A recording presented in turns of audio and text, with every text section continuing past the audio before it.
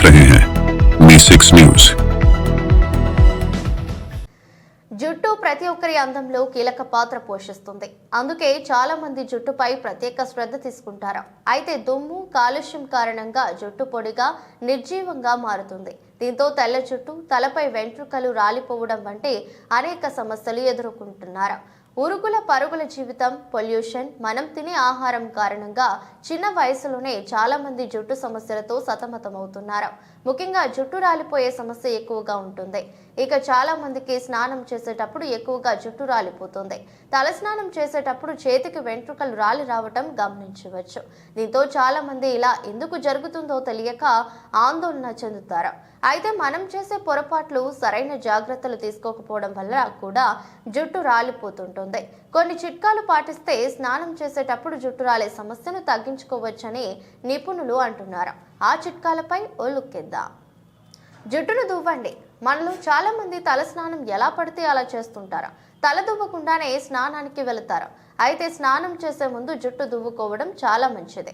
దీనివల్ల వెంట్రుకలు చిక్కుళ్ళు పోయి హెయిర్ బ్రేక్ కాకుండా ఉంటుంది. తల దువ్వుకోకపోవడం వల్ల జుట్టు బ్రేక్ అయ్యే ప్రమాదం ఉంది. తల స్నానానికి ముందు జుట్టు దువ్వుకుంటే హెయిర్ ఫాల్ ఆగిపోతుందని నిపుణులు చెప్తున్నారు. గోరువెచ్చని నీరు. చాలా మంది తెలుసో తెలియక తలస్నానానికి వేడి నీటిని ఉపయోగిస్తారు. వేడి నీటితో స్నానం చేయడం వల్ల రిలాక్స్గా అనిపించవచ్చు. అయితే ఇలా చాలా కాలం పాటు వేడి నీళ్లతో తలస్నానం చేయడం వల్ల జుట్టు రాలే సమస్య ఎక్కువగా ఉంటుందని నిపుణులు చెప్తున్నారు. జుట్టు పొడిగా మారి దురద కూడా వచ్చే అవకాశం ఉంది. అందుకే గోరువెచ్చని నీటితో లేదా చల్లటి నీళ్లతో స్నానం చేయడం వల్ల ఈ సమస్యను చాలా వరకు తగ్గించుకోవచ్చని ఎక్స్పర్ట్స్ చెప్తున్నారు. షాంపూ. ఇక తల స్నానానికి ఉపయోగించే షాంపూ విషయంలో కూడా చాలా మంది తప్పులు చేస్తుంటారు. షాంపూను చాలా మంది తలకు అప్లై చేసుకుంటారు. అయితే ఇలా చేయడం కరెక్ట్ పద్ధతి కాదంటున్నారు నిపుణులు. ఇలా కాకుండా కొద్దిగా నీటితో కలిపి ఆ తర్వాత షాంపూను జుట్టుకు అప్లై చేయాలంటున్నారు. ఇలా చేయడం వల్ల షాంపూ గాఢత తగ్గి జుట్టు రాలిపోయే సమస్య తగ్గుతుందంటున్నారు. మసాజ్. తలస్నానానికి ముందు హెడ్ మసాజ్ చేసుకోవడం మంచిది. దీనికోసం ఏదైనా నూనె, కొబ్బరి నూనె, ఆలివ్ నూనె, ఆముదం, ఆవాల నూనె, బాదం నూనెను గోరువెచ్చగా చేసుకుని జుట్టుకు అప్లై చేసుకోవాలి. ఆ తర్వాత సర్క్యులర్ మోషన్లో మర్దన చేయాలి. ఇలా మసాజ్ చేయడం వల్ల కుదుర్లకు రక్త ప్రసరణ మెరుగుపడుతుంది. దీంతో జుట్టు బలంగా మారి రాలిపోయే సమస్య తగ్గుతుంది. కండిషనర్.